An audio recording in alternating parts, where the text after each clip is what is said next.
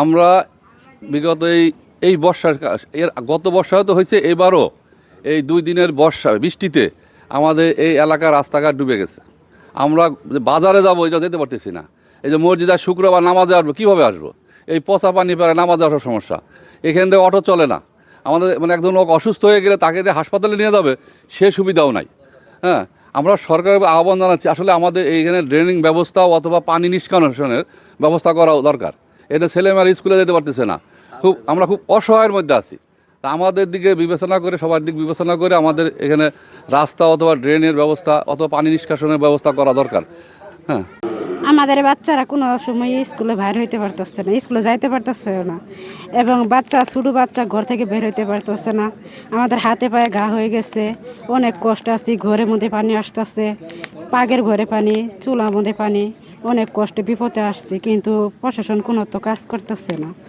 এলা পর্যন্ত পানি তো বের হবার কোনো করতেছে না।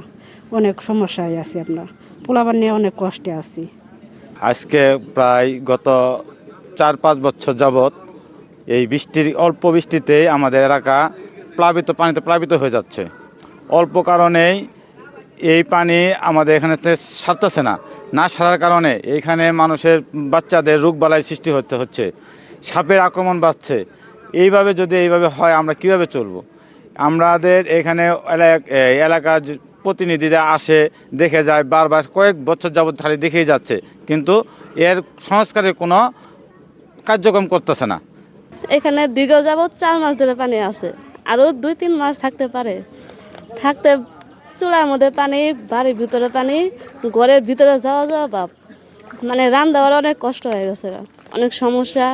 রান্নার পুনায় নেই, স্কুলে যাওয়ার সমস্যা, খাওয়া দাওয়া সব সমস্যা, বাথরুম গুছানো সব তলায় গেছে আর কি।